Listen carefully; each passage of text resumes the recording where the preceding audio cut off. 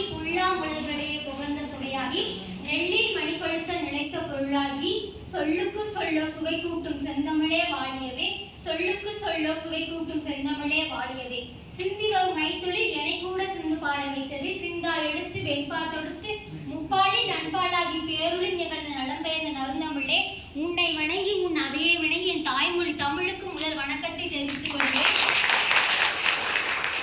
அனைவருக்கும் வணக்கத்தை தெரிவித்துக் கொள்கிறேன். என்னுடைய பெயர் சா ஜெயந்தி. நான் தர்மபுரி மாவட்டத்திலிருந்து வருகிறேன்.